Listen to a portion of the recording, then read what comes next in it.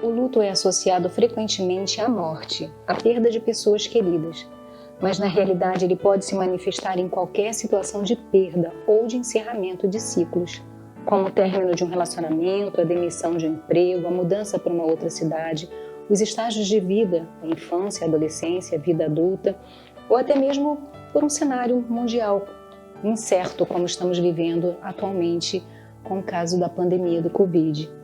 O dicionário define o luto como um sentimento de tristeza profunda, normalmente originado pela morte de alguém.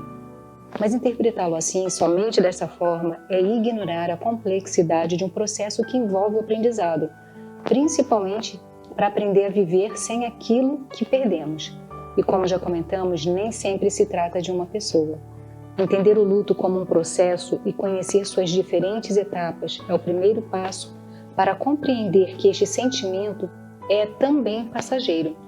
Pode levar mais ou menos tempo, dependendo de cada pessoa, mas entender em qual etapa você se encontra e aceitar isso como parte da jornada pode torná-lo menos angustiante. Eu sou Elisângela Lessa, psicóloga, e nós vamos conversar hoje um pouquinho sobre os estágios que experimentamos, que vivenciamos durante o processo do luto. Nós vamos nos basear no modelo de Kübler-Ross, que é uma psiquiatra que lançou um livro em 1969 sobre a morte e o morrer, e nesse livro ela desenvolveu esses 5 estágios. O primeiro estágio seria o da negação. Durante esse estágio, a pessoa é tão impactada com a notícia que ela recebe que ela tende a não acreditar que aquilo está acontecendo, como se fosse uma proteção para a sua própria sanidade, de que é como se fosse um sonho, um pesadelo, aquilo não é real, em algum momento alguém vai chegar contando que aquilo ali não é verdade. Então ela fica ali vivenciando aquele momento como se a notícia que recebeu não fosse suficientemente verdade, né? O seu cérebro fica negando aquela situação.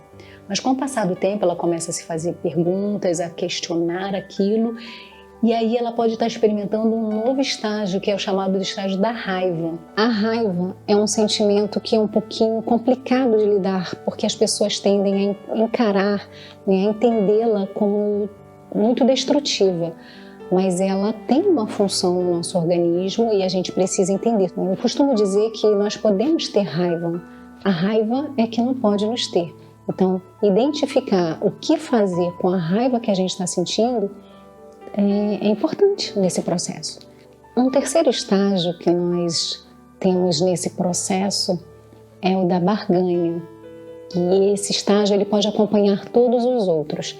É um estágio da negociação, é um estágio do e se, né? A pessoa fica perguntando muito, e se isso, e se aquilo, e se eu estivesse, e se eu tentasse, e ela também começa a fazer barganha do tipo, se eu fizer isso, se eu fizer aquilo, né? Ela começa a fazer promessas até em termos religiosos, promessas que vão se comportar diferente, que vão mudar alguma atitude que ela faz no seu cotidiano, para tentar aliviar esse processo da dor.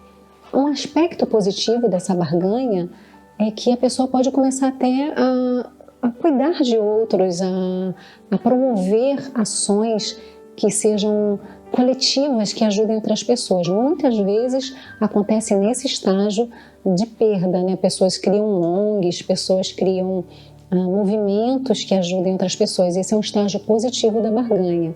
O negativo e perigoso é quando a pessoa entra num ciclo de e se, e ela não sai disso, ela fica só se questionando. Esses 3 primeiros estágios que nós trabalhamos aqui hoje têm um significado muito importante, mas eles têm continuação. Tá? E no próximo domingo a gente vai se encontrar aqui de novo para dar continuidade. Como eu falei, né, na verdade não tem uma ordem, mas eu estou seguindo uma sequência para dar as orientações. Então vamos relembrar que nós já falamos da negação, da raiva e da barganha. No próximo encontro nós vamos falar sobre a tristeza e a aceitação.